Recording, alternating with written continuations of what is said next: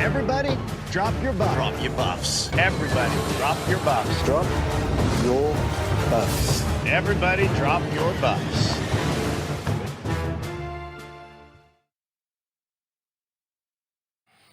Hey, I'm John. I am the creator and the host of Survival Challenge, which is a 5-day version of the TV show Survivor. And if you always wanted to be on Survivor and you want to test out your skills against some of the other superfans from all over the US, our event might be for you. You're going to be outside, braving the elements, voting people out, competing in challenges, everything you'd see on the real show, we do it in 5 days. So if you want some more information, you've got some choices. You can go to our Facebook page, which is Survival Challenge. You'll find videos from the last couple of years there from our live stream, and also news and updates as they happen. You can also go to our YouTube channel, Survival Challenge, and there's a video history from all 7 of our seasons on there. Still think you got what it takes? You want to compete in 2020? Go to our website, survivalchallenge.net. There's an application page on there for 2020. The window is open the whole month of January. So I hope to see you in Macomb. Hi, everyone. Welcome to Drop Your Buffs podcast with Hannah and Dion. Now, today's episode is a little bit different. It is. It's not going to be recapping the most recent episode of Survivor. We got that out of the way, and what incredible season. But what we want to talk about right now is how Hannah and I met, which is the Survival Challenge. We just got an introduction by John Vataha, who is the host and one of the creatives of the Survival Challenge. He's the Jeff Probst of Survival Challenge. He is the Jeff Probst. And he's the showrunner. He's the producer. He is the brains behind the whole, what do you want to call it? The whole project, if you will. Survival Challenge has been around for about 7 years now, which has been incredible. So many people have competed. I think there's been about 20 people each season. They've had former contestants from Survivor, along with new people applying. A bunch of super fans playing. Exactly. And it has been such an incredible experience for both Hannah, myself, and everybody else who has competed. So we wanted to give our audiences a little more of an idea of what it's all about. We have dropped little Easter eggs throughout our podcast of little moments about the Survival Challenge. And I'm saying it's Easter. Today it is Easter. It is You Easter. woke up. There is a basket full of goodies by your front door. Right. You collected all of those Easter eggs all season. Your basket is full. And we are ready to give you the inside scoop of Survival Challenge. But before we do that, Hannah, how do you feel about some rapid fire questions? What? I had Yeah. oh my gosh, you are Come ridiculous. on, we love rapid fire questions. I had no idea you were planning this. Okay. Okay, so neither did I. I literally did it 5 minutes ago You while I was are talking a to you. sneaky mom. I know, and I love it. Okay, so these are going to be in relation to Survival Challenge. Okay. Right now, it is being hosted in Macomb, Illinois. They have amazing couple hosts, Jordan and Ian, kind enough to share their space with us over the 4th of July. We're talking about a giant space. This isn't their backyard. This is a huge piece of property. We've got woods, we've got lakes, we've got insects. Woods and lakes. we've got a lot of outdoors that they're willing to share with us. They're incredible, and we are extremely thankful for them. So I definitely want to give them a shout out first and foremost, as well as the Survival Challenge team that puts it all together, and everybody that applies to participate, because without applicants, it wouldn't be able to exist. So let's get to our rapid fire questions. About Survival Challenge too. About Survival Challenge. Okay. So, Hannah, would you prefer to compete in the Survival Challenge during the rain or the extreme heat? Wow. The answer is rain. Okay, you would much prefer. Because we played in the rain, and then we volunteered in the middle of like the crazy heat. Yeah. And in the middle of the crazy heat where people are having like heat exhaustion and sweating their brains out, I was like, you know what? I don't miss the rain from last year so much. Wow, that's a bold statement, because the rain was miserable. It was miserable. I'm curious as to how I would cope in the sun, but we'll see. All right, swaps or no swaps in a season? Wow. I have to say that I'm a fan of swaps, because swaps saved my life last time we played. So, and I could also then say that swaps were what did me in. So we're at opposite ends of this. I would have liked to have seen how our season would have played if we didn't have swamps. Mhm. All right. Swimming in challenges or staying on land? How do you want to pitch yourself? I'm a good swimmer. I did not volunteer myself to swim first on our tribe when we had to swim. No, you didn't. I Um, did. I'm not yeah, a good you swimmer, volunteered. but I was like, I'm going to go first so that they can't judge me. I had reasons why I could not swim first. That's for sure. Sure. What an adventure. So I will say that I love a good water challenge. I did end up swimming for our tribe at a different challenge, The and puzzle challenge that I yep, called. yep. So So we I'll take swapped water challenge. positions. Yeah. All right. And I'll stay on land. All right. Would you prefer to film the survival challenge or compete in the survival Oh, challenge? are you kidding me? You always want to compete. When I was filming last season, the whole time you're filming it, you're like, oh, if I could be in their shoes right now, Uh-huh. if I could be playing right now. But I absolutely loved filming because Mhm. you just get to watch Survivor up close and personal. I feel the same way about being a volunteer. It's Mhm. one of those things that you would love to be competing, but the next best thing is volunteering your time. Mhm. All right, last question. Okay. Do we like survivors being part of the survival challenge experience, or do we prefer it just being newbies? Oh, wow, Dion. So going into Survival Challenge, when I played, I was so excited to be playing with survivors. I was hoping that Wendell Holland would be there. I was like, I had the biggest crush on Wendell. I'm like, oh, I hope Wendell's there. I hope he's there. And I was like trying to get my mind straight. Like, okay, if Wendell's there, I will not be like have like love goggles on about Wendell. I love how over 500 people have played the US Survivor Series, but Wendell is the one person that you considered would be I know. there. Well, of course, there could be other ones, but like Ghost Island had just aired. I was obsessed with him, you know. Right. That being said, by the end of the season, I was so grateful that there wasn't any. Well, Dr. Jill was there. And Right. like, here's what happens is that she was the only survivor. So, like, Mhm. we were all like, all right, we got to get her out. Like, Eventually. so there's pros and cons to it. The pros are like, Wait, she got voted out at her very first tribal council, didn't she? she did. You're right. Wow. I Okay, didn't so even we think about got rid that. of her at the first opportunity. Yeah, like the easiest like threat to get rid of, honestly. Yeah. And the pros of playing with survivors is that you're like they're just like us. Like you're in an alliance with someone, you know, like they're trying to survive just as much as you are. So like Right. there's definitely another element to it when they are real survivors. But And then there's the newbies. We got to play with 23 new people, I ourselves know. included. So how do we So feel? in the pure sense of the game, I love it when it's all strangers. Uh-huh. Um, Is that but your answer? so I'll Oh, make there's that a my but? answer.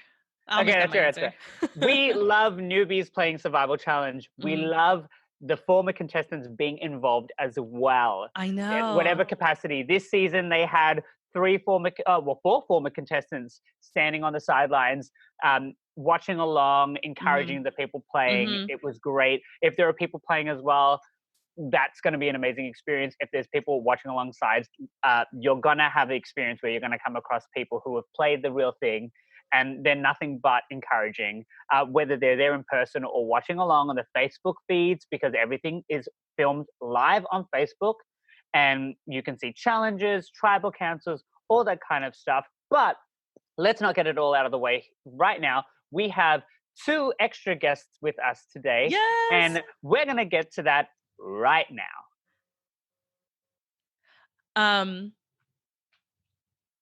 I think that's great. Yeah.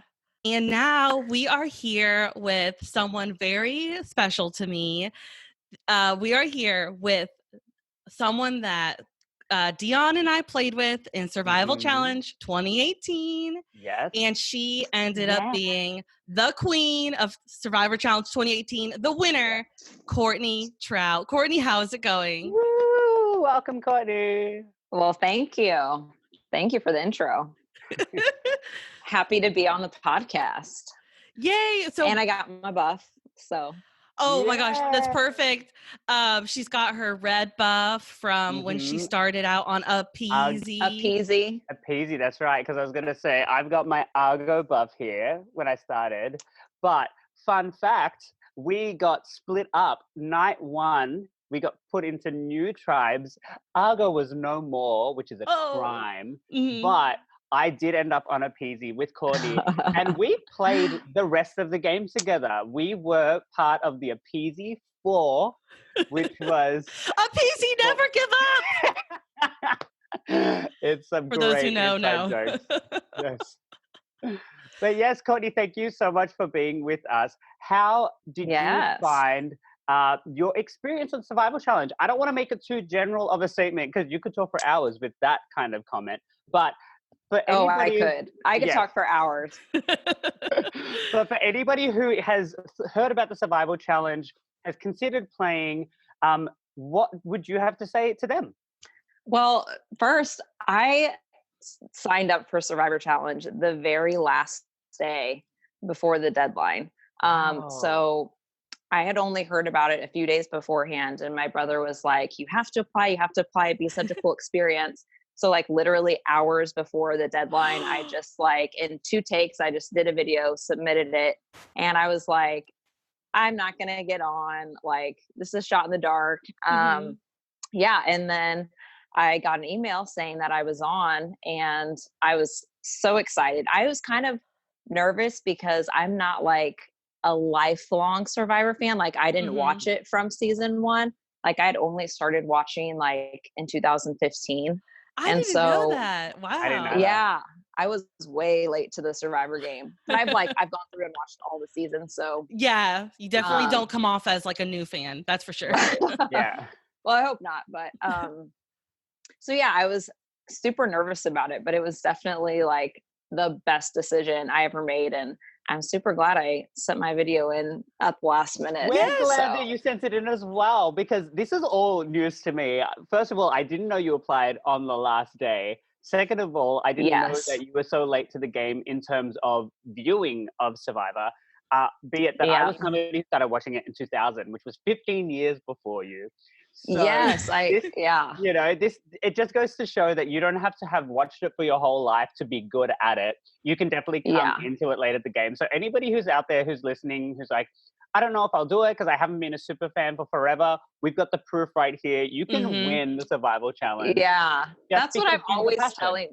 Yes, that's what I'm always telling people when I talk about it. I'm like, you don't have to like be a super fan that like plays the online games, like watch forever. Like if you know a little bit about Survivor and you love it, like go sign up because like you won't regret it. That's the key. It really just takes a love of Survivor. Like you really just, if you love it, like why not go do it? Yes. Yeah. And what I love is, you know, Kourtney, when I met you, it was very clear that you were a real person. You know, you were a mom, you know, a young mom. You were just out there to have a new experience. You weren't somebody who it's very easy to come across the, like you said, the org community of the online reality games or the live reality games. And there is this kind of pressure to meet that of people who do this regularly because that's what they do. You also have your own life outside of Survival Challenge. And so the fact that you were able to take the time to commit to it and thrive, I think that's just a sentiment to you. So congratulations again. I don't know if I ever gave you that kind of, to see that like 18 months down the track, we can be this close, have you on our podcast. It's just, that makes me so happy. Oh, I was going to say that's one of the best things about Survivor Challenges that I was able to meet.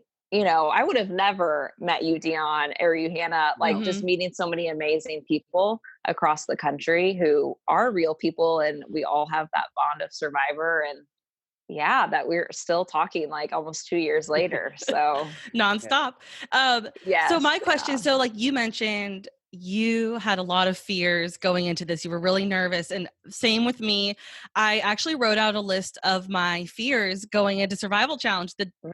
Either the day before or a week before, I wrote down all the things I was nervous about, and I would like to share them right now, but it's actually really embarrassing. So please, I'll share. Like one of them was like, am I going to sweat a lot and like be like, because you guys saw me this past year volunteering, I sweat a ton. So I was scared of being sweaty, which is really funny because we had the coldest summer ever. Oh my gosh. Yes. And then I was also scared about, I don't like being touchy-feely, and I was super nervous about cuddling with people for warmth. And night one, there I am, just spooning with a bunch of strangers. Uh-huh.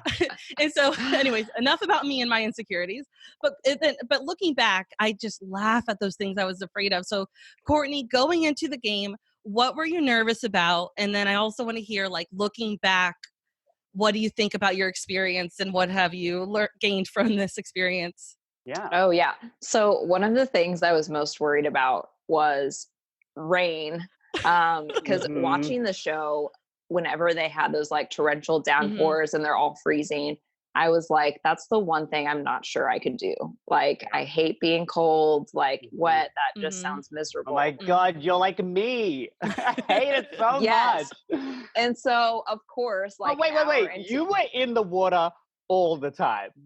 I was. For every water challenge? I avoided it at all costs, and you were like, I'll do it. I'll swim. Well, because I knew I was terrible at puzzles. So I was like, I need to be good at something. I'm a decent swimmer. So I was like, if I can, do the swimming leg, I will. But yeah, of course, like an hour after getting to Survivor Challenge, it downpours all night. But yeah, that was one of my fears. Another fear was just if I would be able to connect well with people. I can be kind of introverted. And so I was hoping my nerves wouldn't get in the way of being able to make connections and make relationships and alliances with people. And I was really fearful about that. I have a fun story about that, actually, which makes you look very good. So our first night as a Peasy, we had 8 of us in a shelter that was originally designed for 6 people. And our camp was fortunate enough to have 2 of the tarps. So there was one on the floor and one the top. And in my mind, I'm like, why is there one on the floor? We don't need it on the floor. We should have 2 up top. So all of us get covered. Yeah. The reason I thought this is because I went off to either use the bathroom or have a confessional. And by the time I got back, 6 people were already laying side by side like sardines with no more room for anyone else.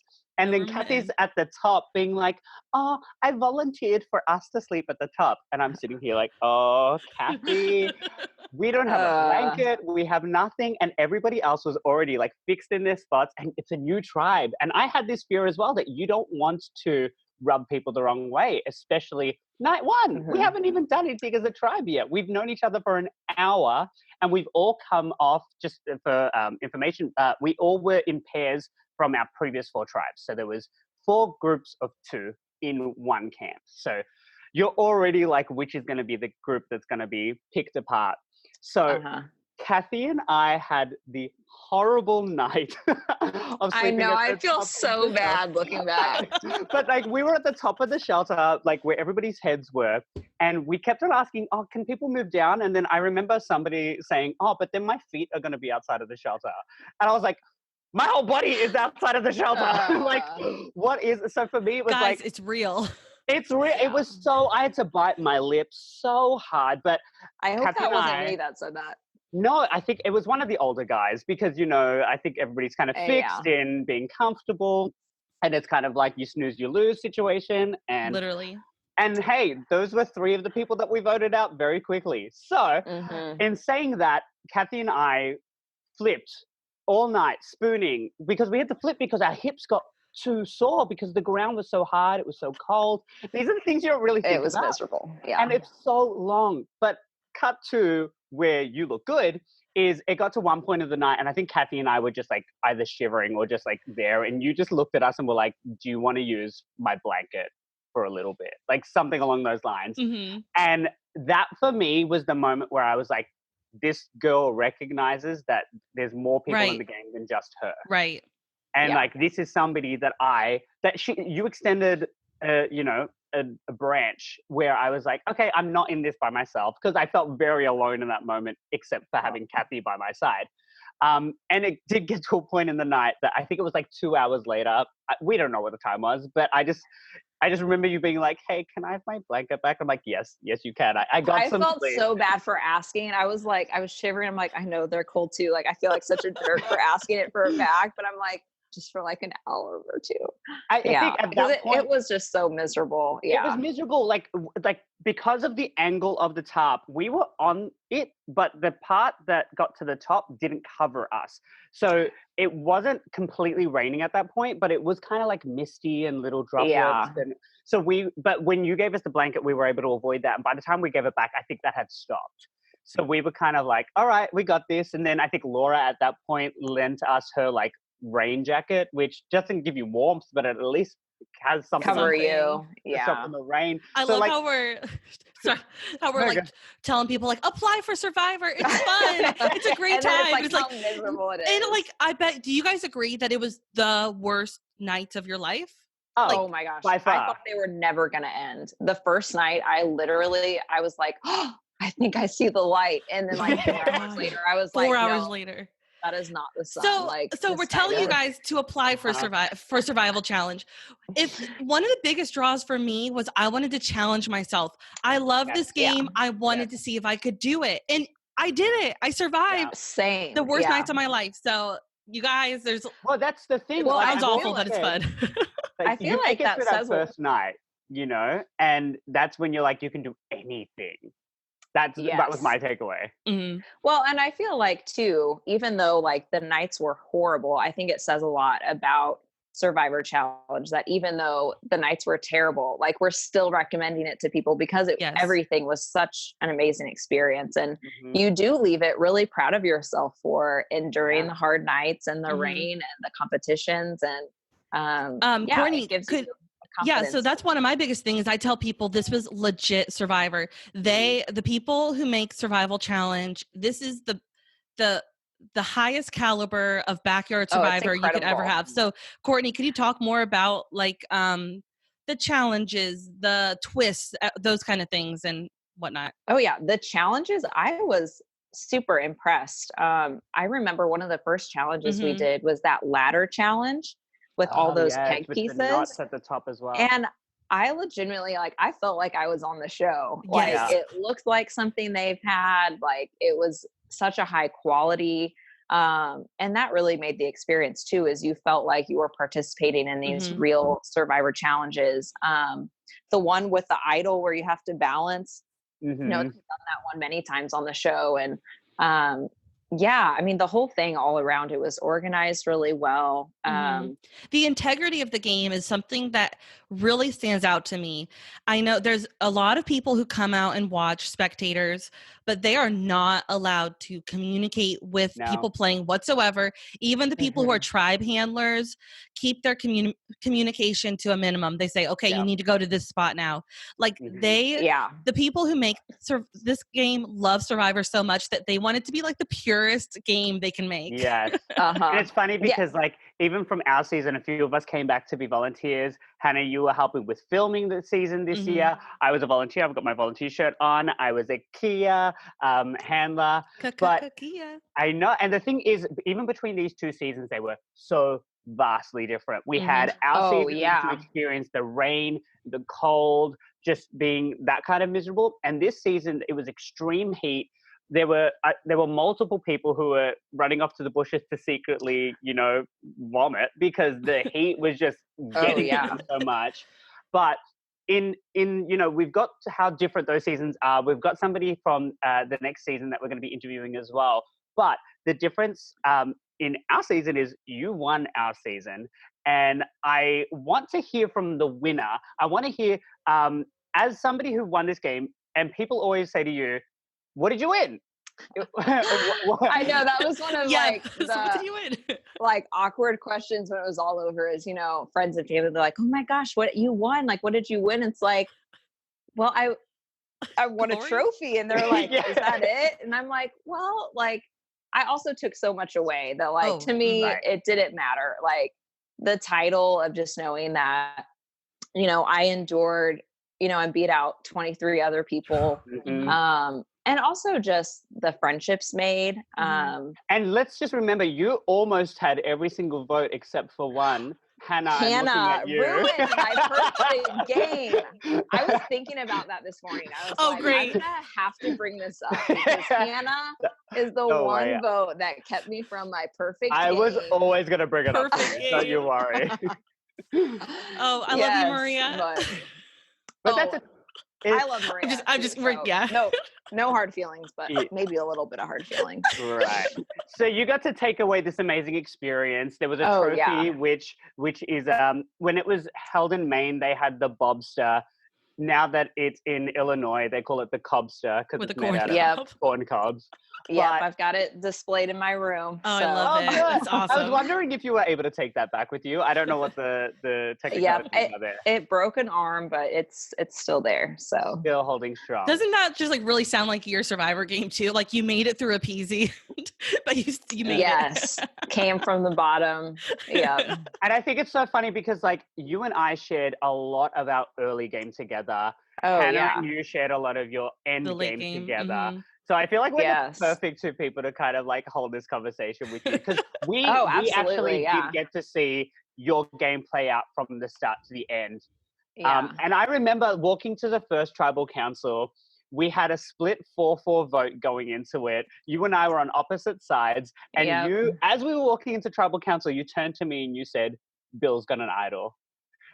And I remember, like, I was like, Tribal she is council playing won. Ooh. to the last moment. And Mhm. I looked at you well, and I was like, if I can keep him from playing his idol, I'm gonna Yep. try. But you were like, I remember you were like, well, then we're just gonna flush it. So I Yes! was like, all right, game on. He's Game gonna on. play it. and it was just like literally those were the last words we said to each other. And then we sat down in Yeah. tribal council. Yeah, But- but I remember telling Bill, I'm like, you play that idol or else you're gonna go home. So It was Yeah. so, but it was such like, it was real. First tribal council. yeah. Like this was after 2 nights of being out there, which was really nice because you already got to experience what it would have been like if you were out on Survivor for one round. Mhm. Yeah. You know, it's traditionally it's the third night that it's first tribal council. Like it wasn't Mhm. our night, it was our morning, but we still got to experience 2 nights out there before somebody got voted out. Yeah, that's really cool Which to was stop so and nice. talk about. Yeah, go ahead. Well, because no matter if you're the first person voted out, you still get to experience like a full day and 2 nights of Mhm. playing Survivor. Mhm. So I feel like even if you go out early, you still get to feel like you were a part of the experience and get to do so many challenges and play the game. So I appreciated that about it too. Yeah, because traditionally, the producers can get twisted and try to throw wrenches in the game. So traditionally, you get there Well, yeah. you get there Wednesday night. You have a whole evening and a night, and then all day Thursday, it's a bunch of reward challenges. Going for the reward, which Kourtney's tribe ended up winning a feast the night for night 2. And then there's a whole nother night. And then in the morning, they start immunity challenges. So that's like such a great chunk of time for that. And we had Bree on the podcast a couple weeks ago. She was our first boot from Survival Challenge. And Dion asked her, he said, would you still recommend Survival Challenge even if you were the first person out? And she said, hands down. Yeah. Like the people who get voted out, one of the first ones, I would say like it is so much fun being a spectator. Mm-hmm. And you But still, you get to bond with all the other people too, Right. like as they're getting voted out, and you still feel like you've made connections within Well, I was going to the say cast. It's your own pre-tree trip. What we heard from Bree and what we heard from you both shared very similar sentiments that your takeaway was the people that you met in the game and having like the experience, even though you got to last the extent of the whole experience and she got voted out at the beginning, you both came out with very similar experiences. Right. So, that's really nice to hear that it doesn't matter where you place, you still are able to kind of think about it so highly. And I mean, of course you can. And like it kind of helps when you're not voted out. I know, right? Ever. And so the people who might, get voted out on the first day, you know what they get to do? They get to hang out and watch Survivor. Then they get to go back and be dry. And they get to go back to the dorms and have game nights, hang out in the dorms, talk Survivor. Yeah. It is so much fun. But even as a spectator watching the second year, I was watching along going, what are they going to do next? Like, it's like watching Survivor live. And I've never thought about the prospect of that until like even this previous season with Boston Rob and Sandra. Watching along, I was like, that must be the most fun thing to do. So if you get Oh, voted out yeah. of Survival Challenge early, you get to be Boston Rob and Sandra and watch from the sidelines.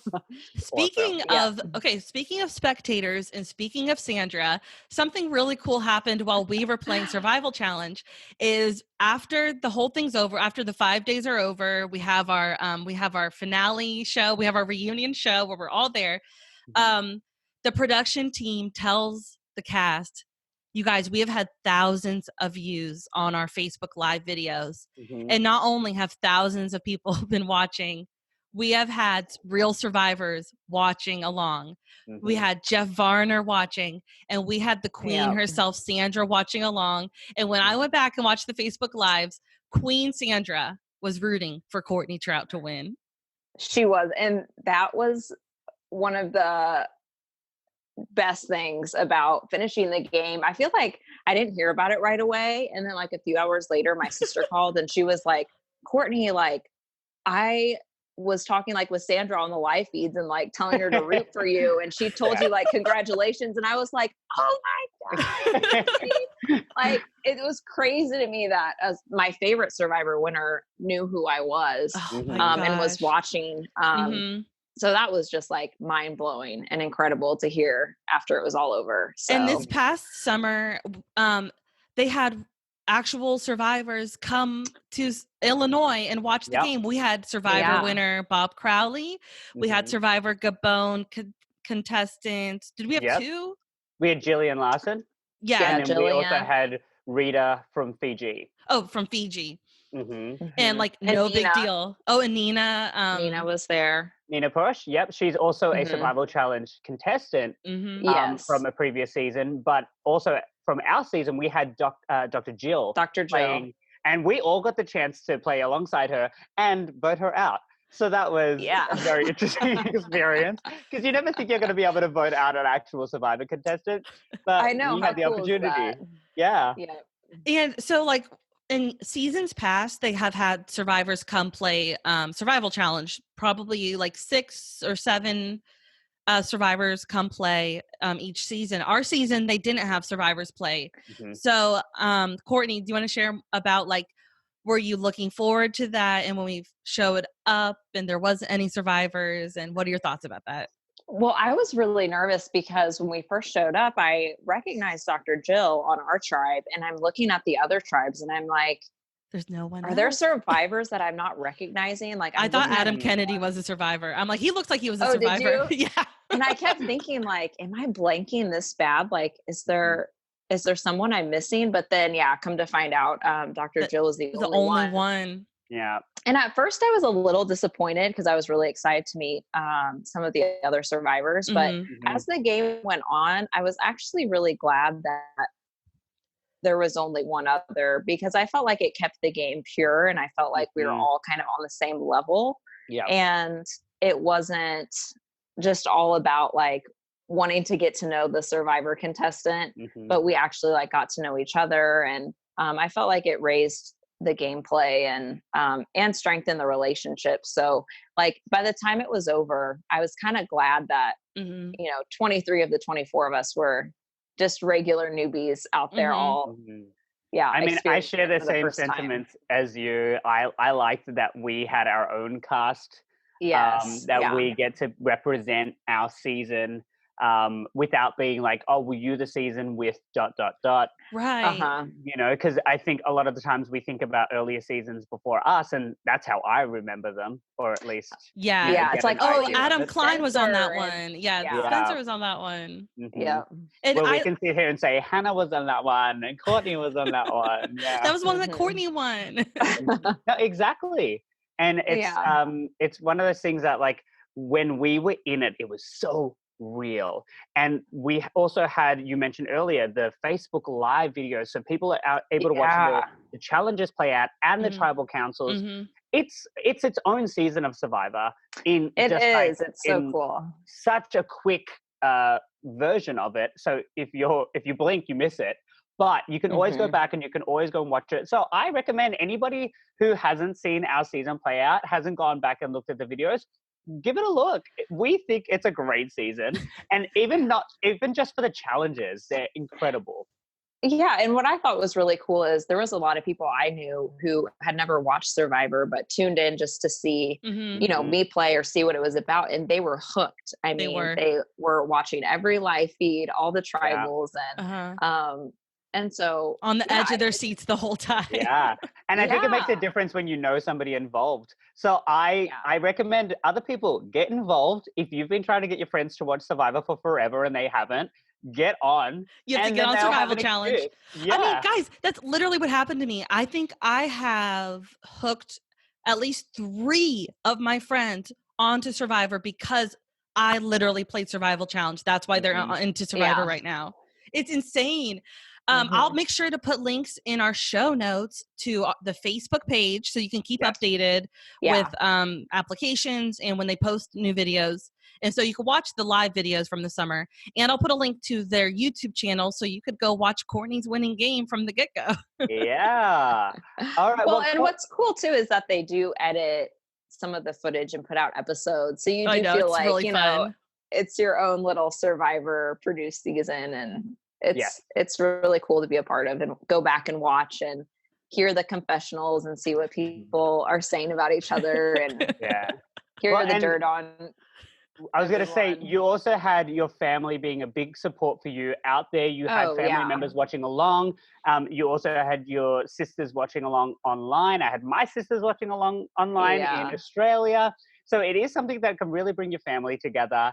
And Oh, absolutely. and like, even if you've got friends who want to see it play out in real time, like we said, there's a spectator section. You know, your family definitely took advantage of that.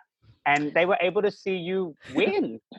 Well, what was really special for me too, is I appreciated Facebook Live so much because, at the time my husband was in Mhm. South Korea. And Mhm. so it broke my heart that he couldn't be there and experience that with me. But it was also really cool to know he was rooting for me. He could watch, he could go and see Yeah. the videos, Yeah. and that meant a lot to me Oh, too, yeah. just that he could be a part of it, even from like all the way across the world.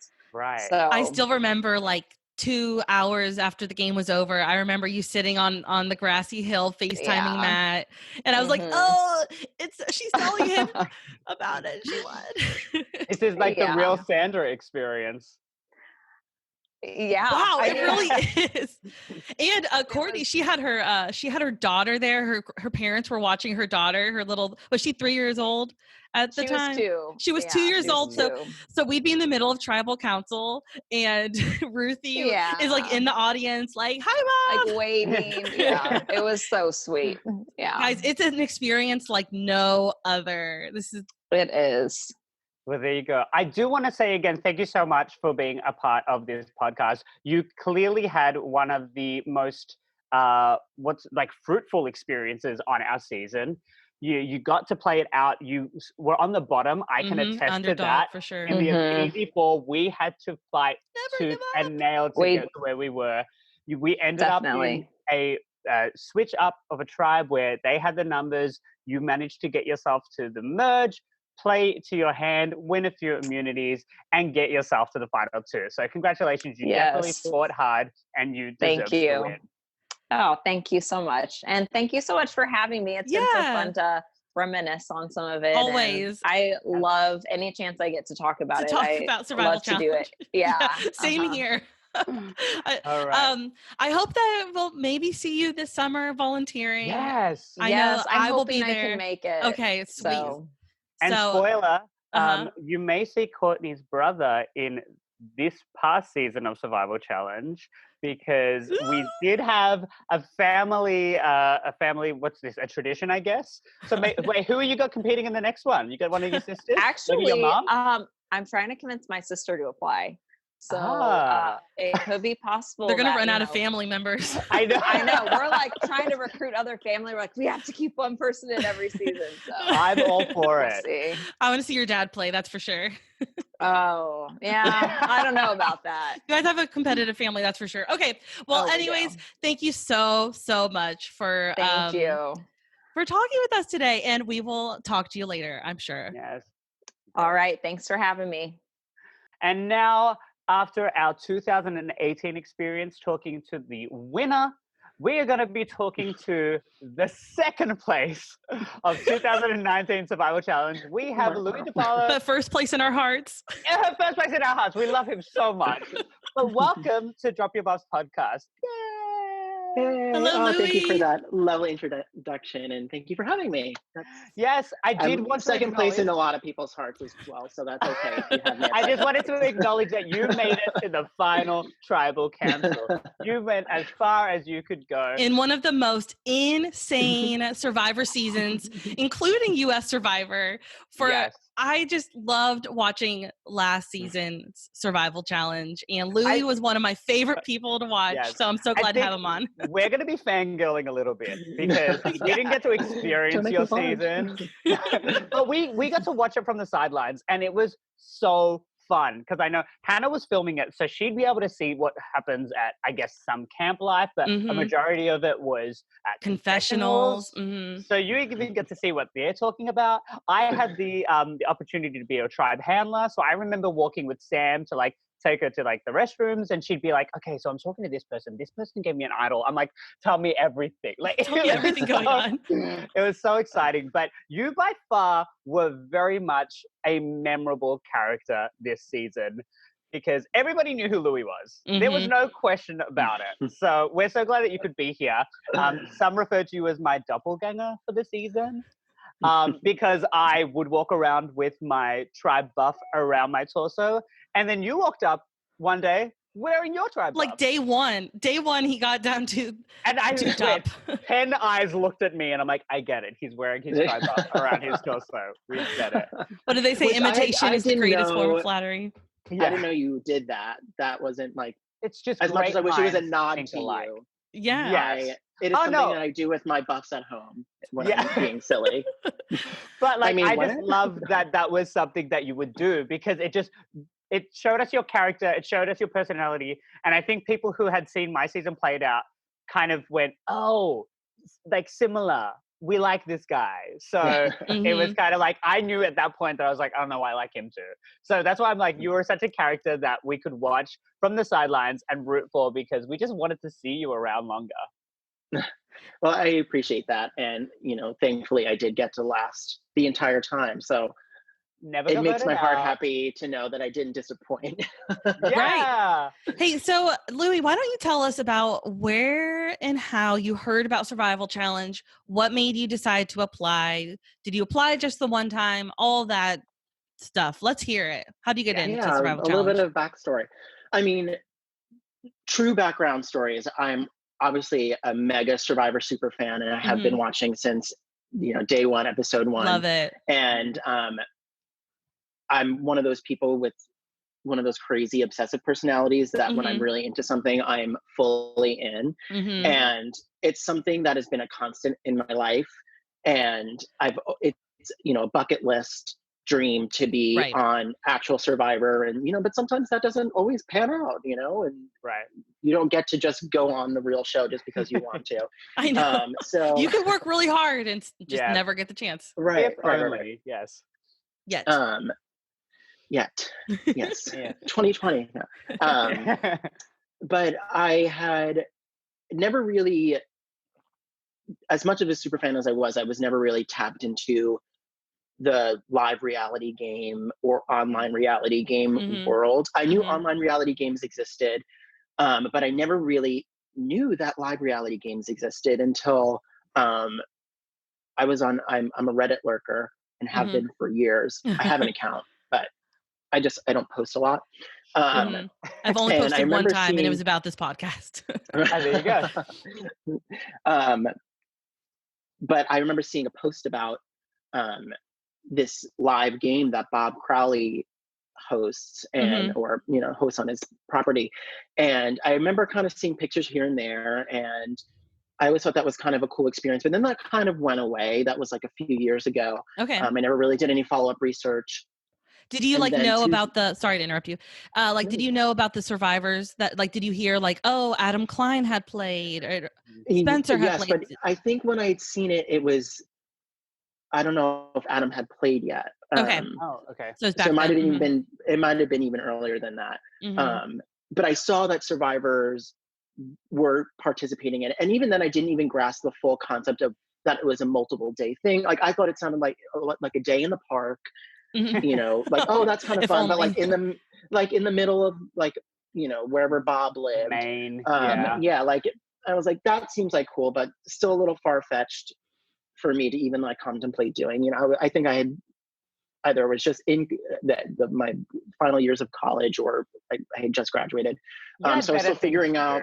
Yeah. Oh I was yeah. figuring out my life. But then I had seen, no, 2 summers before, so not this summer, last summer, I had a friend that was also a Survivor fan, but he hadn't really known about the online groups and stuff. So I was like, hey, like I'm a part of a bunch of like Survivor fan jury, and there's a Facebook group of New York Survivor fans. So I just added him to it. So I was like, here are some more things that like if you want Survivor content, it might pop up on your feed. But again, I'm also more of a lurker in those groups. I don't post a lot about it. Sometimes I see events and stuff that happen, and if I'm free, I'll go. You know, if we're watching at a bar or and just whatever. lurk at the bar. Yeah. Right. And just lurk at the bar. And then again, I'm still not talking to anybody. I'm just sitting in the background.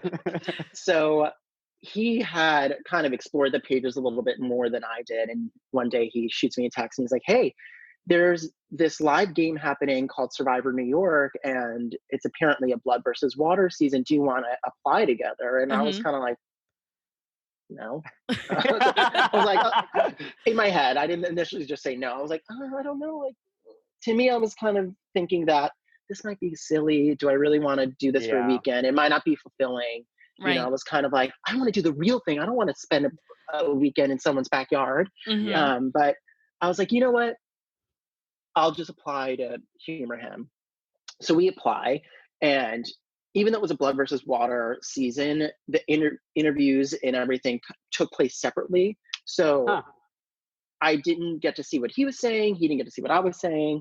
And then we finally get this email saying, hey, you actually were not chosen. You're alternates. And there's 2 types of alternates. There's an on-site alternate, which means you can come be on production, and if someone drops out like day of, we'll swap you in. Or you can be just a regular alternate, and if someone drops out ahead of time, we'll contact you guys and you can come in. And I was like, you know what? I'll go help out and see what what this is all about. Worst case scenario, I watch like some people play Survivor. It'll be, I'll just make a fun little trip of it. Yeah. So I decided to be an on-site alternate, and my partner decides to be just a regular alternate. He wasn't going to go out. Okay. So I had packed and was ready to go, and I was going to be like a cameraman or something. And that morning we got a text from one of the production people saying, we had a pair of brothers drop out. Do you guys want to play? And I was like, totally. I was like, I'm coming up anyway to be a part of production. I was like, it's up to Mark if he wants to, if he can swing it on such short notice.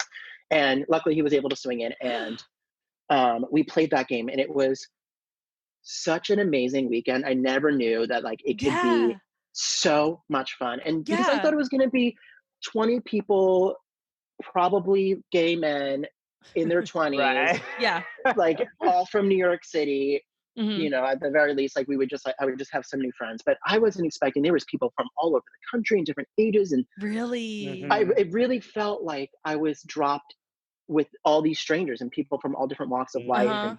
And it really elevated playing the Survivor for me. It really did, in such a short amount of time. Sure. I remember after that weekend. Was this a one-night experience? What was the? It was a weekend. So we went on a Friday night, and Friday night was considered day 0. And it wasn't you can't talk to anybody day 0. It was everybody starts to kind of like get to know each other in this big room because it was raining horrendously. So we were all crammed into this living room. Oh, they didn't make you sleep outside in the. They did. Well, okay. It was a canopy. So there was a covering. Like we didn't have to build a shelter or anything. Okay. It was also somebody's backyard. So. And it wasn't like a very large property. Like the Survival Challenge was a bit different. Yes. They were very apples and oranges. Okay. So there was a day 0, and then they woke us up early the next morning, divided us up into our tribes, and the game started and ended on Sunday night, late Sunday night. Okay. So it went all weekend long. Yeah. And it was so exhausting, that experience. I won't go into much detail because we're not advertising that. We're advertising Spellbound. Hey, But apply for I a remember live reality feeling- game wherever you can. Right, exactly. Go for it. I remember feeling so exhausted that Monday. Of course, I had an early meeting on Monday, which I never do. But I went in early, and I felt like I was hit by a truck. Yeah, And I was cannot so imagine going to mentally work the next day. spent. Mm-hmm. And my boss was like, "How was your weekend?" And I just sobbed. I couldn't No, even. you didn't. I like You have handing no them idea. tissues, crying. And I don't cry. I'm not a crier. Uh-huh. I wish I was. I think my body just like broke down. It just broke down. You're like, you have no Anyway, idea what I just went through. I went through 39 days in 3 days. She's like, she's like, "What happened to you?" She's like, "Give me a minute." She's you died. Yeah, like, what, are you all right? So that kind of gave me the experience of, wow, live reality games can be really fun and fulfilling. Mhm. And I remember seeing another post on Reddit advertising the new year of the survival challenge. And at that time, I had also seen a couple of Instagram posts from the summer before. Adam. That's where I saw Adam's post. I don't think it was Adam's. It was, I think. Was it the year before you played? Mm-hmm. So that was our season. Yes, it was your season. Okay. I think lurking, because it wasn't. I wasn't following the person. It was like in my to explore page. You know, like, it's like things cool. you may like. Yeah. And I was like, oh, I remember seeing something about this. And then I saw it on Reddit that the application was going live. And I was like, should I look into this? I was like, because then I started doing more research, and I was like, wow, this is actually like the real deal. What did your research include? Like, what kind of things? Like, I remember I was trying to Google stuff, and it was really hard for me to find stuff about it. Like, I found like random snippets. I instantly found the website, which was helpful to a degree. Because you saw pictures of challenges. Because I could see pictures, I can see different survivors. So I kind of became like the survival challenge detective. I was like, okay, I need to find all these different pieces of information. So from the site, you know, obviously you find the application, you see the testimonials, you see the photos of previous years. And then, you know, I found myself on YouTube finding the different videos and the confessionals. And I saw that it wasn't. For some reason, that was the hard part for me. Well, the episodes weren't structured like episodes, like Survivor episodes, right? It was legit, You know, you'd have a whole video of just challenges, then you have a whole video of just confessional after confessional after confessional. And then I found my way onto the Facebook group where I started seeing the live streams and the things so like, then it kind of became like, whoa, where am I following? What year is this? What's happening? And it became kind of like survival challenge overload. And I was like, to a point where I had to stop myself. And at this time, it was a year ago, I was in Florida. I had surprised my mom for the holidays. She lives down there. And I had a bunch of free time. I was just by myself. So I was able to like kind of like really saturate myself in the survival challenge to really decide whether or not I wanted to do it. And I saw that the dates kind of worked in the sense that I was like, okay, it's around 4th of July. I probably won't have to take off too many days if that. I mean, I ended up taking off the entire week after. But you had to recover from it. But I was like, if I did 2 days and I was a broken person, I was like, I'm gonna need recoup time. But it worked because I only had to take off 1 day in the first week because it was 4th of July. I know, so it really works a couple out. of days off anyway for work. So that worked out beautifully for me. Anyway, so I'm sitting in Florida kind of like putting all these things together where it became a little bit too much, where I was getting confused on what season was where and who belonged to who. But I was making lists of all the former Survivor plays that I've ever played, and really just trying to get as much as I could without being like too into it, because I was like, if I study too much, it will consume me, and I just know I'll go into this deep hole and it might hurt me. I do think anytime that you play any type of Survivor game, although knowledge is helpful, to go in and just kind of be present in the moment is extremely helpful. And to know some things is important, but if you're sitting there analyzing every single second, comparing it to something else, you're not living in the moment, and you never know in the moment what you're going to need. If you're sitting there thinking, oh, we're going to swap soon, right, you might not swap all you want, but if it doesn't happen, it's like we spent 3 hours talking about a swap that never occurred when we could have been talking about, you know, different strategies and like, of course those Mhm. conversations are important, Mhm. and it didn't necessarily derail my game, but Mhm. I think living in the moment is a very important thing, just in life, but in a social game. Mhm. Um, so after a point, I just kind of decided, you know what, let me apply. So I shot a video, I filled out the little application, and I sent it on its merry way. Woo! So this is a point where we didn't talk about this with Kourtney, but your application, you send in a 1-minute video and Mhm. you answer some questions on the application. I know that they ask, the survival challenge casting. They Mhm. are, it's not like how Survivor cast. They're not looking for, all No. right, who are the craziest characters we can get? Nope. They are looking for a But they diverse got one. No. they Yeah. they are looking for a diverse set of individuals. Like they're not going to Yeah. cast a bunch of white guys in their 20s, right? No. Like, but they are gonna they try to do equal males and females, Yeah. and they try to get older people and younger people from all Well, over the country. for example, our season was split into 4 tribes originally, and each tribe had at least like one older gentleman, like that was above 40, an older woman who was above 40. Then you had like at least I think one young mother in each tribe. You had like a Yeah, teacher in each tribe. I know we had a lot of Like teachers. it literally was like each Well, they have the summers team. off. I Yeah, know, well, right? yeah, exactly. So we had Teachers that be kind of great. separate, but like your season actually had more male applicants than female applicants because I believe it was they made the choice to just go ahead with people that they thought would play the game the best. It didn't come down to we need to make sure that it's even. Because then we probably would have seen a lot of returnee women because sometimes there's a lot less women that apply. Yeah, they didn't have Mhm. enough female Female, applicants that would be good for the game, if that makes sense. right? Right. They were really hurting last season. Sure. So, but they weren't willing to kind of like cut down numbers or just bring people back. They wanted Right. more people to get the experience. Yeah. So, I believe your tribe had was it 5 men and 3 women? Yes. Yeah, Yeah. I was gonna say, and I think another Becca, tribe had Gracie, that. Donna. Yes.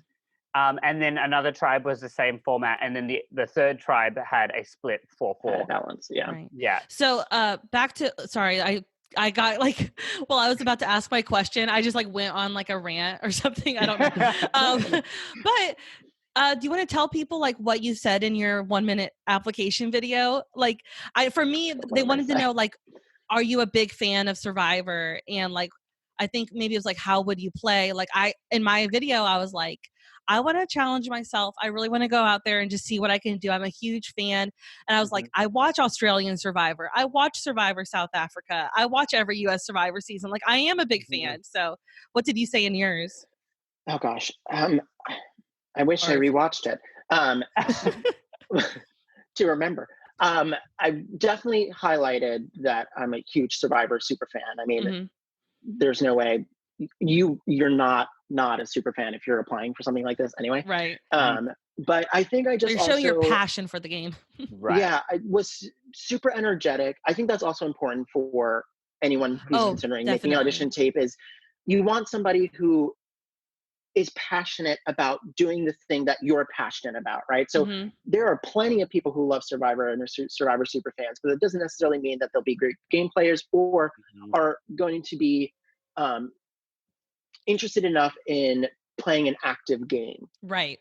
And I wanted to make sure I showed my energy levels Hmm. because that's important. And it's also a part of who I am. I'm a social person and I like to Mhm. make connections with people. But I think showing that you can talk and, you know, You're like, you want me to be tell there. the stories of your You want me to Yeah. be there. you know, I think I also had a slightly different experience in the sense I didn't just send in a tape and then get the email saying yes, Hmm. like you're in, like a lot of people did. Okay. I also had an extra step of um, I had a Skype interview as well. Oh, Oh, interesting. really? I did not know Yes, about which I that. found out at camp because we were sitting around just cracking jokes around the fire, and I was just like, "What did you guys like? What did you say during your Skype interview? Like, what was that about?" And they were like, What? What do you mean? Skype? What Skype Skype what? interview? I was like, you know, like the Wow. Skype interview that we had to have the part of the process. And everyone was No one else had it? like, we didn't have, I was like, so you all just applied and got an email saying you're in? And they're like, yeah. Yeah. And I was like, oh yeah, me too. Yeah, me too. Oh, I must be thinking about something else. I don't. Oh, that I was a like, I'm different thinking game. about- That was a oh, different God. game. Oh, that was with Silly Jeff name. Probst. Oh my gosh, sorry. Oh, yeah. So what was that about?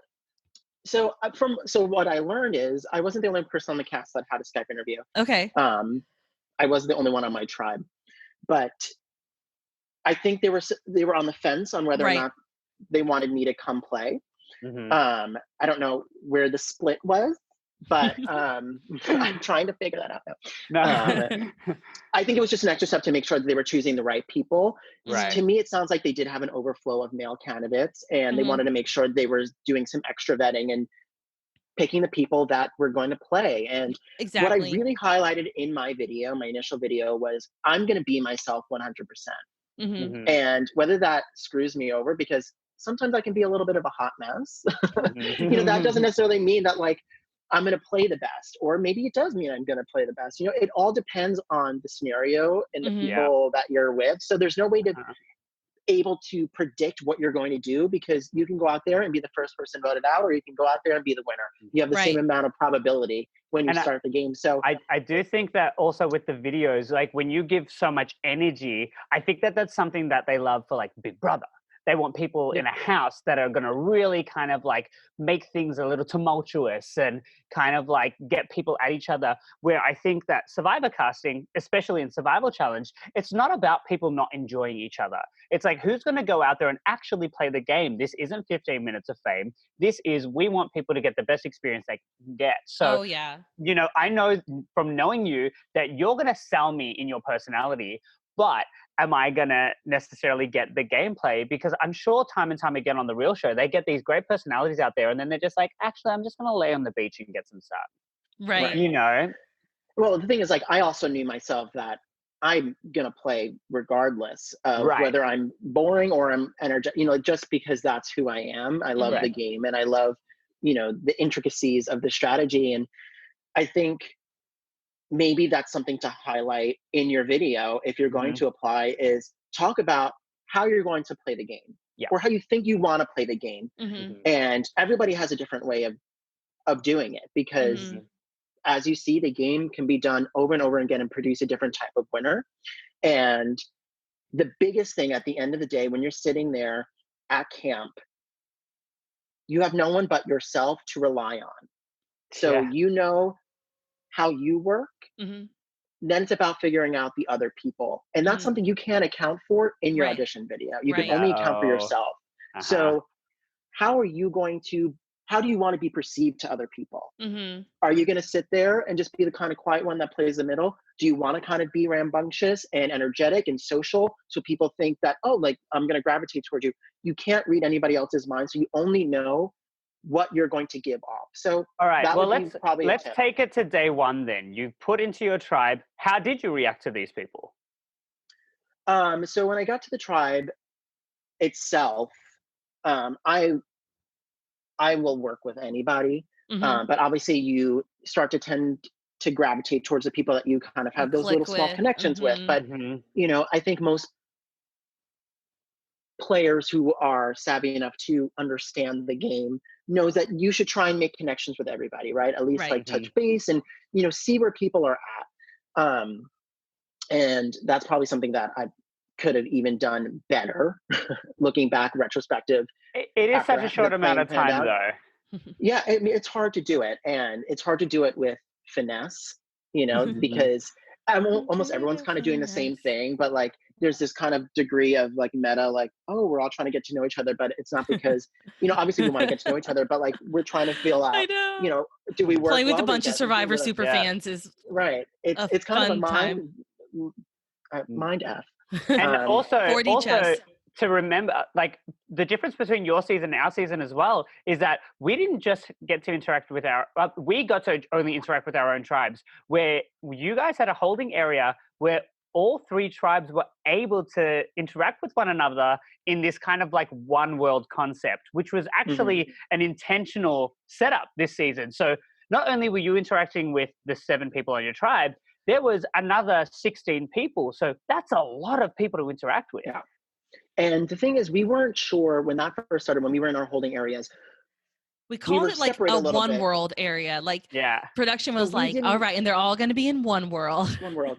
But we as players, I don't think no idea there was a common underground. There wasn't a common understanding that like, oh, we should be talking to each other. I think there was more of a, oh, we probably are not allowed to talk to each other because we're separated. Yeah. And it took a couple of rounds before people started crossing to each other and like making connections. And even then it kind of goes back to, now I have to make connection. I want to stop and introduce myself to every single person here, just so in case there is a swap, you know, I have a connection with, you know, with anybody here. And I think that's a sentiment to production as well, because production knew. So our season, we had 2 swaps. We had a swap on the first night. We had a swap on the second night, or the second day. But what happened your season was there were no swaps. So how are you going to get people to be able to interact prior to a merge? Set up a one world. You know, and it really paid off, because the merge that Louis was a part of was one of the best merges of Survivor I've ever seen. There was so much fluidity, and I don't even think I would call it voting blocks. Did you feel like there was voting blocks, Louis? Maybe I don't have the best you know, I didn't exactly know the dynamics going on, but there was a lot of fluidity, definitely. I would say voting blocks is closer There's pairs of 2 than just like it's not. It wasn't alliances. It wasn't one big alliance, another big alliance. You right. know, it wasn't champions versus contenders, David versus Goliath. You know, it wasn't that type of mentality. I mean, there was an umbrella like Kia, Upan, Zika. Right. But even within that, there was intricacies and you know, things that were layered together. Yeah, I mean, if you think about the Final Four, we saw each tribe represented in the Final Four, didn't we? We saw yeah, in the Final Four and Final 3. The Final 3 was one of each. Yeah, so that truly is a which was one of my selling points when I was there, saying like, what a great way to end the season. Like, we'll have one representative from each tribe. Like, let's finish it out. I think we were all playing under the guise that we were staying strong to our tribes, with the underneath layer being all the different, you know, other connections going on. You know, like it was funny because from an audience perspective, you would have the merge tribe, and prior to the merge, you actually did a challenge where you had to single out different tribes in order to send one tribe to tribal council, and you had to like throw logs into a net. And that then one challenge. Whoever lost, they were tribal council. So there was already seeing how are these tribes gonna, like, are the 2 weaker tribes gonna come together against the stronger tribe? Is the stronger tribe gonna be able to lure one over the tribes? So you already kind of had that concept. So when it came to the merge, it almost felt like whichever tribe had the biggest numbers, they were going to lose a number. All right, now which tribe has the biggest numbers? They're going to lose a number. Like, it just kept going back and forth, which was so interesting to watch from the audience perspective, because you'd think that you'd want to keep it strong, but within those tribes, you also didn't necessarily trust each other enough to want to keep them to the end. So that for me was really like something you don't often see. That was really fascinating. Oh, because you also never know what's the truth in Survivor. And I think because there was no swaps, there was an inherent, and there was a loyalty that was just woven into your original tribes because you'd spent so much time with them. But then there was like that other current that was coming in, being like, make a move, work with other people. So I think people would do like tastes of that to benefit their own game. But a lot of loyalties, you know, stayed true to the end, you know? So I think that was a nice mix of, because we never swapped, there was really strong bonds, 2 or 3 that would stay from each tribe that bounced kind of and like made the moves. So I mean, it totally made for a very interesting post-merge. It was so good to watch. Into a question that I have for you, Louis. So speaking of that, you know, you said you were a huge Survivor super fan and you're coming into this 5-day experience. So my question is, like, how did, you know, you did play a Survivor game before. Is my volume coming in okay? Yeah, you're good. Okay, it was kind of break. Okay. All right, let me start over that question. It like started like cracking in my ear. Okay. Oh, okay. Yeah, no, I heard it that time. Okay. I say just talk. Well, this happened one time, and then when I went to edit, it was awful. So it's really hello. I'm gonna turn this off and on again. Temperamental. I know. Sorry, guys. Hello. We're good. I could have tried. Oh, did it again. I'm just gonna switch. Is there like a cord that you can actually unattach and put back in? Yeah, Like, is it- I'm a little bit Alexis. I'm a little bit. I'd be absolutely glad. Have you guys seen that little video with Baby Yoda in the plane, and he's like turning on the music, and it's a little bit Alexis, and he's like, No. Baby Yoda. Baby. Okay, guys, I think that worked. All you have to do is take it out and plug it back in. Let's ask that question, Hannah. Let's do it. All right. Okay, so what was my question? Okay. I was going into this 5-day game. Yes. All right. So you said that you're, a big Survivor fan. You've been watching forever, and you're going into this game. You know all of this strategy. All of the Survivor history of Survivor's past. And I think about your last night of Survivor when I did your confessional. You come to the confessional and you look utterly defeated.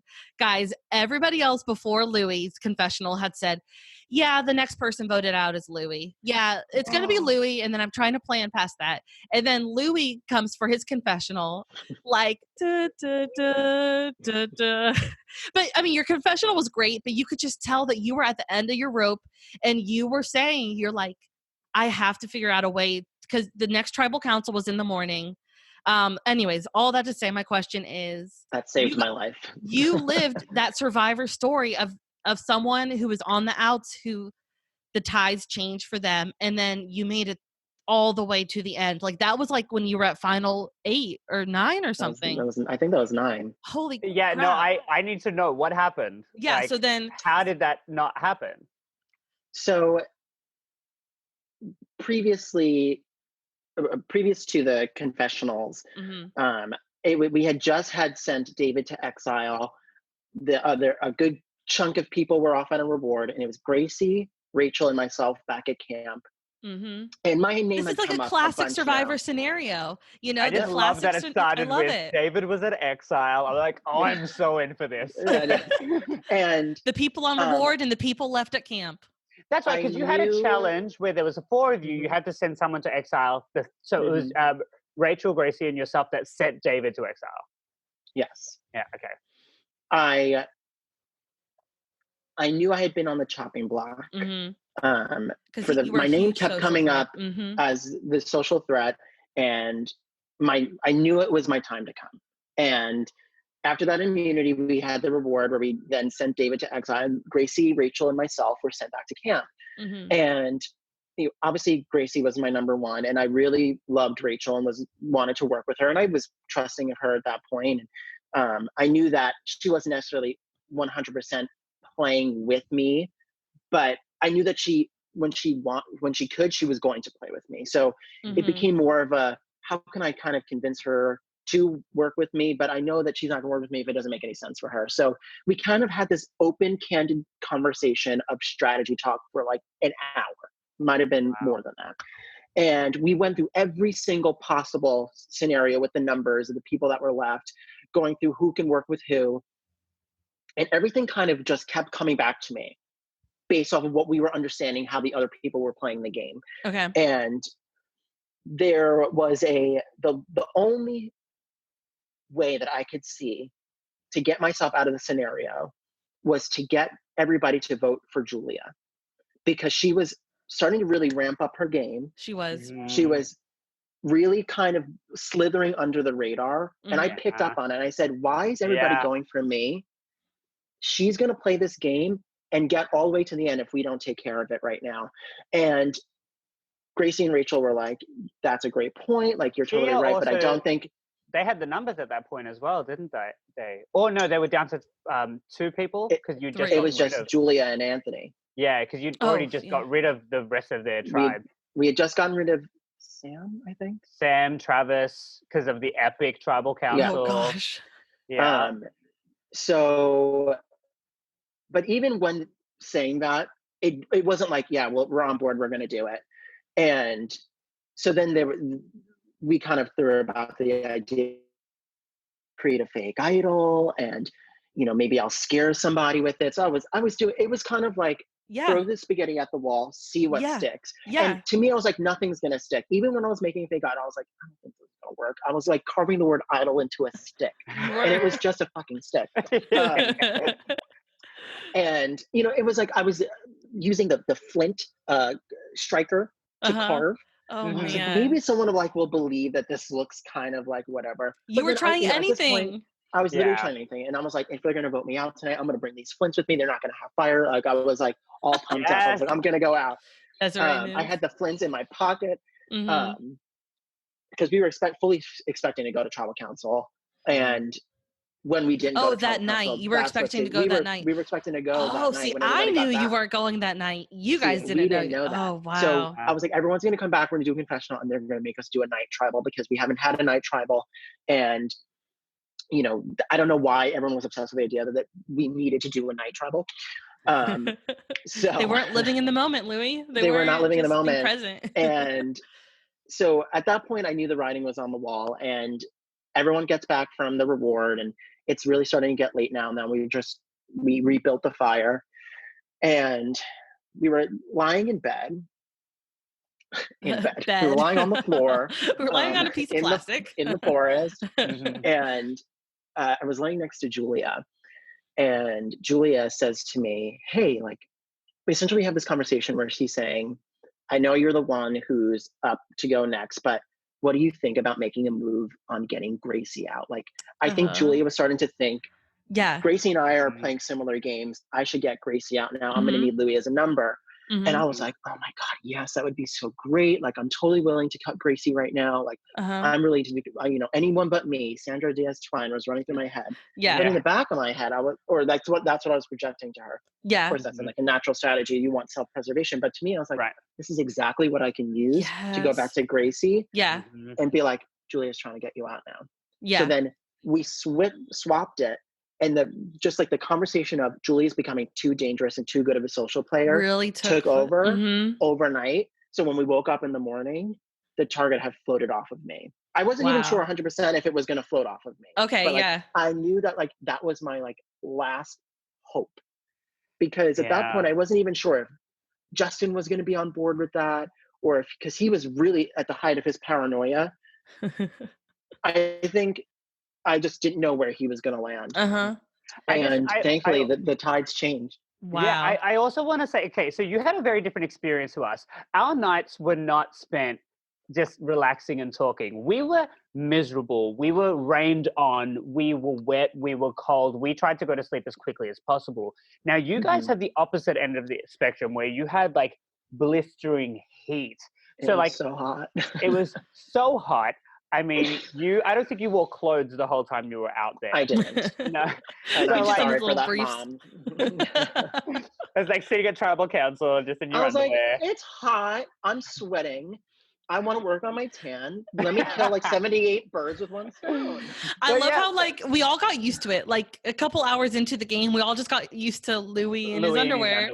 But also, it came from, I made the mistake the very first day where I went into the pond with all of my clothes on, and then nothing was dry. And I was like, it was too humid an to idiot. dry. I'm so stupid. So then I was like, first of all, just being in the clothes, you would be hot and sweaty, so then your clothes would get wet. I was like, if you're not wearing the clothes, your clothes are not going to get wet. Next level thinking. I was like, genius strategy here. And a lot of the times I'd be doing the swimming portions of the challenges. So I didn't have a bathing suit. So all I had were my brief underwear. So I was like, I'm just going to wear these and my sneakers. Who this cares? one's going to be. No. You know what, that brings up two things that I wanted to mention for people listening who might want to apply. I wanted to definitely mention two things. First off being, yes, there's a big lake. There's two lakes that they have water challenges in, but like, of course you want to know how to swim before you show up, but that is not a prerequisite to playing survival challenge. What do you guys think? Like, I think during every challenge there is positions where you don't have to swim. I think it should be like a prerequisite for life. But I know, yeah. I know that like when I did like final 6 challenge, we did have to go across the pond. But I don't know if you could have walked the whole way if you needed to. But so anyways, I wanted to mention like the swimming thing. Yeah. That definitely I think try to learn. It's only helpful for you to know how to swim in life and in the survival challenge. That being said, I wouldn't clear your schedule just to learn how to swim to partake. That being said, you find out early enough that if you want to learn how to swim, you find out in like February. 1000% time to learn how to swim. And even if you do it on the weekends once a week with, you know, a trainer or whatever. Get the doggy paddle down, you know, just like learn how to can do it. Like, and if you know there are people in the pond as well that are not going to let you drown. Oh yeah, you're very much protected and taken care of. You, as the person applying, will know your own abilities, and if you honestly think that like it's probably best I don't go swimming in the pond because I'm not that strong of a swimmer, you can hopefully be in a scenario where either you don't do a swimming portion or you know, you have to figure out a different way. You know, if that's a part of your journey, you have to figure out that if you're not going to win that challenge, how do you get yourself out of that? That's the survivor part. How to swim. Yes. And so, perfect. So, and then my other question, or the other thing I wanted to share is, Louis, can you share like what you were allowed to bring to survival challenge? Like, what were you told that you're allowed to bring? What did you pack? Yeah. So we were only told we were only allowed to bring a very small amount of items. Yes. So it was essentially the clothes on your back, and they were like so you allowed one shirt, one pair of shorts, one pair of pants. I think you were allowed a rain jacket. Like one type of sweatshirt, like whether it's a jacket or a hoodie or one type of something. I believe you had the option to bring a blanket, and then based off of what the weather was going to be like, they would decide whether you could use it or not. Right. And to be honest, I didn't even bring a blanket. Because just from traveling from New York, it would have been, I would have to check it out. I was like, you know what? I didn't. I was like, either I will freeze and that will be my own thing, or I won't need a blanket. And the most time, everybody just laid on their blanket. So it's not like you had a blanket as like a comfort item. You just laid down on the blanket. And then when Will got muddy off, everything. I stole his blanket, so I ended up with a blanket. That's my consolation. That's how you could play. And that's a difference. So you would say that your nights weren't necessarily miserable? Like, was the weather okay? I mean, they weren't miserable at all. I mean, the true misery was during the day when it was super, super hot.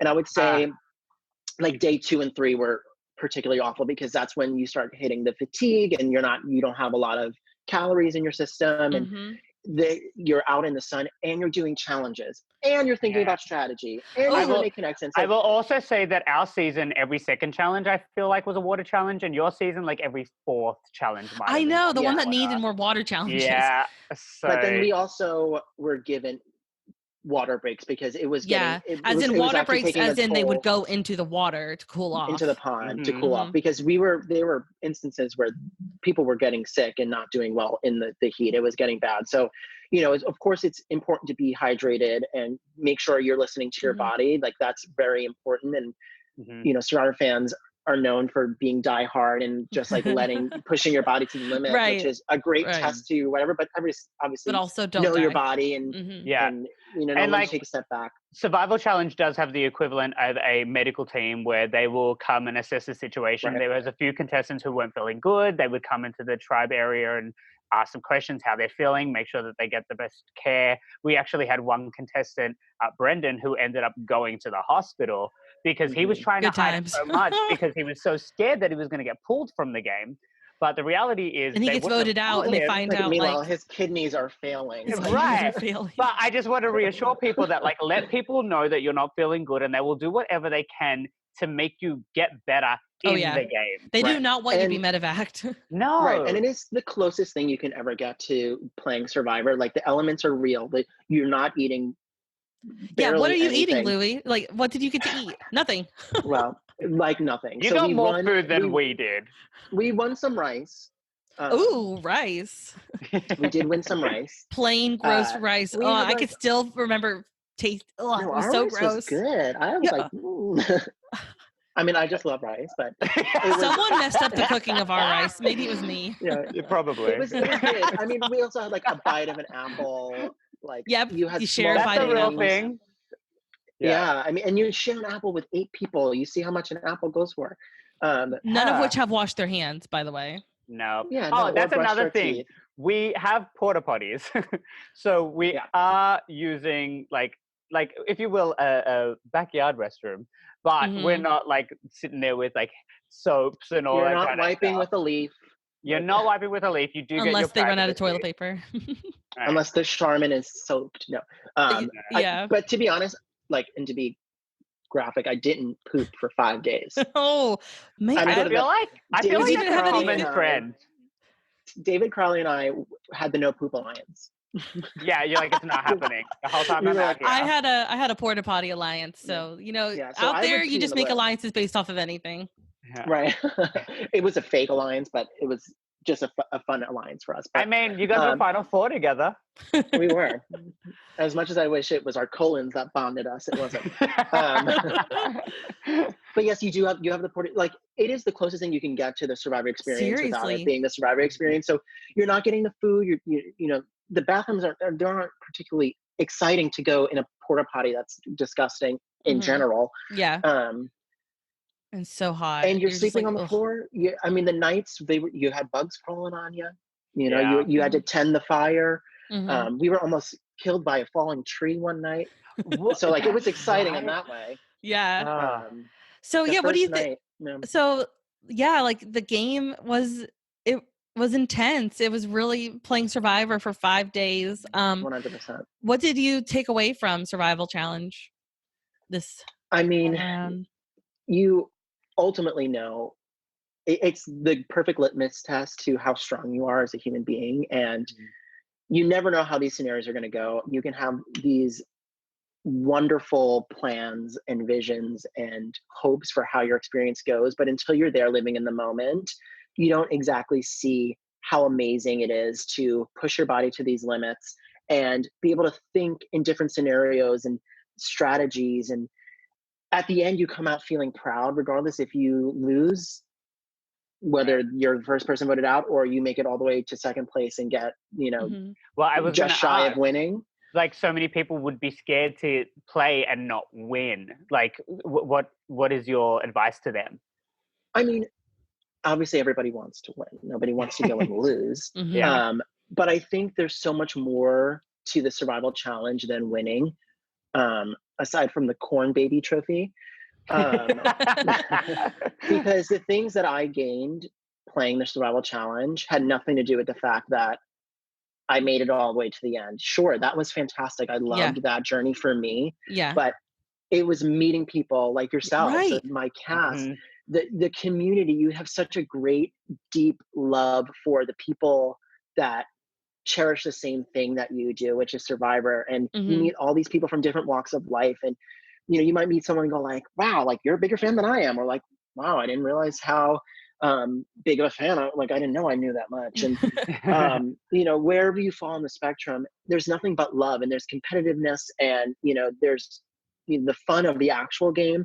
But when it's all said and done, it becomes all just retrospective, right? So you can't change how the game goes down, but you can look back and be like, look at these awesome connections and these things that I shared with these people that I would have never met, strangers from all over the world, the country. I mean, it's incredible. It's truly unforgettable which I imagine is also true for the actual game of Survivor. But, you're not playing for $1 million. The stakes are so much lower. You come to play, but at the end of the day, you all were there to have fun. And that was the biggest mantra. Oh, that's what I think I said in my audition video, now that I'm saying it out loud. Like, I wanted to go and have as much fun as possible. Yeah.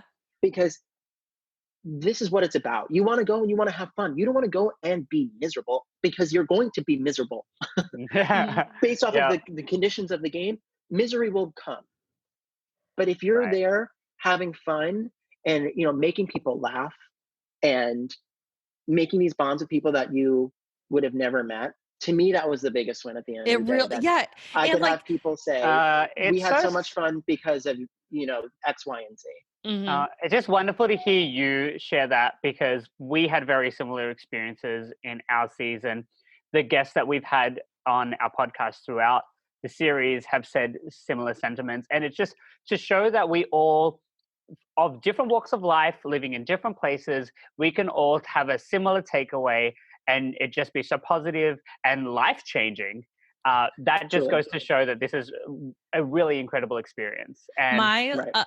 yeah, sorry, no, go for my it. running joke in the months leading up to Survival Challenge. So, you know, you apply in January. Anyway. By the end of February, you know, it's closed. You hear maybe like in the middle of February, I think end of February is when we found out. you found out. So you have, you know, months to prepare. You may have a Skype interview. You might have a Skype interview. Don't take offense. So, Um, but stick to your guns in that Skype interview. If I'm going to give some advice to people who get into Yeah. like a Skype portion, like stick to your guns. Don't ever be something that you think that they're looking for, because right. Oh the man. thing you're looking for, they're looking for may be what you're About. saying. Like, oh, yeah, like it's just be yourself. I know it's so generic to say, Yeah. but truly just highlight why you would be great, what you're going to bring, not what you think you want them to bring. Bring yourself. That's Yep. what got me on. When I spoke to, I think it was Bring Andy. yourself. Bring yourself. When I spoke to Andy, he was like, the one thing that you said was like, he asked me a question about, you know, if you met somebody from your, you know, different walk of life and they didn't agree about how you lived your life, or, you know, whatever the case may be, like, would you change yourself in order to accommodate that? And I said, no way. I'm not, you know, I'm not here to change myself. You know, if it means that I have to play a different strategy in order to work with them, so be it. But don't change yourself. No. Because then yourself only comes out. Yeah. Especially when you're tired, you're hungry, whether you're in the rain or you're in stifling heat. Yeah. You have nothing but it's too exhausting to keep up a persona. And it's so funny because it will push you to your limits. Like I experienced it on that first day after our night out there, kumbayaing, and then we had those reward challenges. And I just knew in my heart of hearts that I could ace all of these challenges, but I had to share them with everybody else. So everybody got a moment. And I was just like such a brat. And I was like, all right, this is for strategy. This is not, you know, about, you know, conditioning yourself as a person. This is about playing the game. And everybody's here to play the game. Yeah. Right. Yes, my running joke leading up to it was, oh my gosh, I'm about to have life-changing experiences and make lifelong friendships. Oh my gosh. Like I was telling my roommate, like, all right, when I come back, I'm going to be a different person. And like jokes on me because I really did. It was just surreal. So if you guys are looking for that. You can't help it. You can't help it because it's such a special, unique experience that at the end of the day, even if you don't 100% bond with somebody personally, you have this shared experience. That it feels like a family. You know, I didn't get to spend a lot of time with a dysfunctional family, but it's definitely family. Zika pre-mergers because we just never truly got the time to 100% bond, but I still feel like we're all in it together, you know? Yep. Every family's got that drunken uncle, but they're family. Yeah, they're family still. Token gay cousin. So there you go. All right. Well, I think that's a really nice note to end this conversation. I know. That's like the perfect little icing on the cake, little cherry on top. Family. Thank you both so much for having me. This has been so much fun. I love catching up about the challenge and chatting with both of you. Yes. You know, oh my gosh. Hold you very dear in my heart. And vice versa. Oh my gosh. We knew that when we did this podcast that we definitely wanted to have you on as a guest because you got to have such an amazing experience. And in my eyes, you were, like I said, at the start of the conversation, you're this character that I think everybody loves to see play out the game and a lot of people could relate to. So I'm very happy that you could be here with us. So thank you. Well, thank you. Well, yes, everybody do the survival challenge. We loved it. You will love it. You won't regret it. No. Yeah, I will be there volunteering this summer. That's I my will be plan on, too, hopefully so on the we'll see. video team if my videos didn't suck last year. Make sure the audio is on.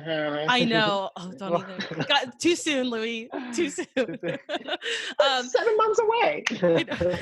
So I hope that whoever's listening, that are applying, that are accepted, whatever, I cannot wait to meet you. Yes. Please tell us that you Yeah, can't wait for you to join the fam. join the family. But legitimately, you will. Once you're in the survival challenge fold, you're there for life. For life, whether you like it or not. But no, come along, play, have fun, be miserable. Survival challenge. Yeah. Feel free. Anybody who's listening who has any like questions about, like, I don't know if there's any like random questions you have about survival challenge, feel free to send us a message. You can find me at Hannah Julia. Dion is at Alexander. Louis at well, it depends on what the platform is. The easiest is probably Instagram, which is at Louis Dipaolo. Louis Dipaolo. How do you spell your last name? Dipaolo. Beautiful. I love it. You gotta spell it like that. Yeah, you could go find us on Instagram and like look at our pictures of the event, you know? Like we all have stuff from it. Yeah. So I'm sorry you see pictures of me in my underwear. We're not. Or not, sorry. Okay. Enough of challenge, that. not on my Instagram. Get me off here. All right. Yeah, pleasure talking with you, Louis. And I cannot wait to see you again and talk to you again. Yeah. Okay. All right, bye everyone. And what a wonderful podcast that was. I'm so excited that we were able to do that, Hannah. I enjoyed every second of that. Like I say that survival challenge is my favorite thing to talk about, as well as Survivor. So a whole, podcast talking about survival challenge was a great afternoon in my books. Yeah. So I want to thank everybody who has been a guest on our whole podcast for being part of this, from, I guess, meeting them, being a part of the survival challenge. We had people like, we had Des, we had Kathy, we had Evan, Bree.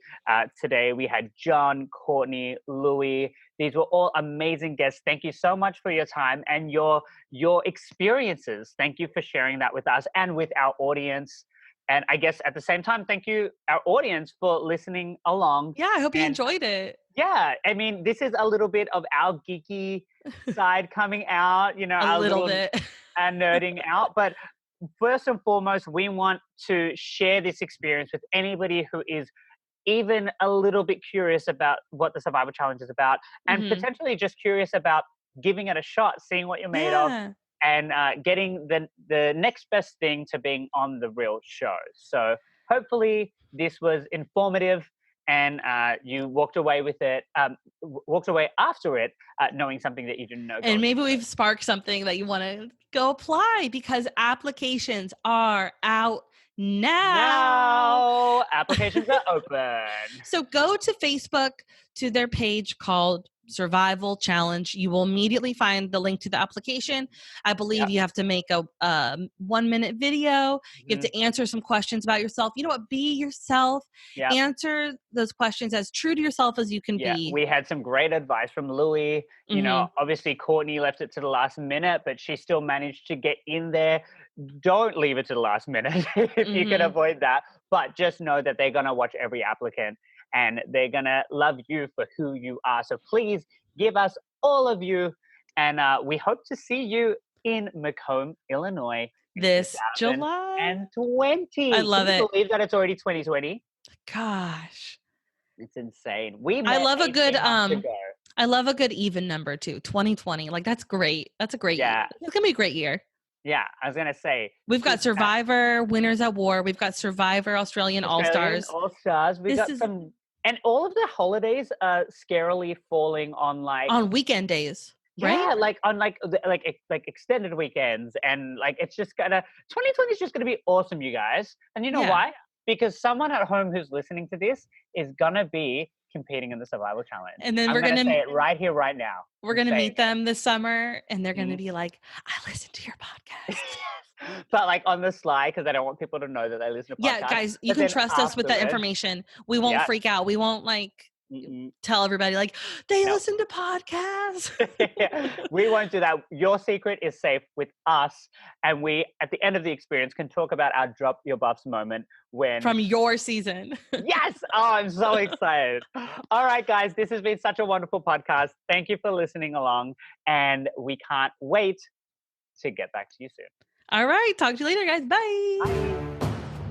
Everybody, drop your buff. Drop your buffs. Everybody, drop your buffs. Drop your buffs. Everybody, drop your buffs.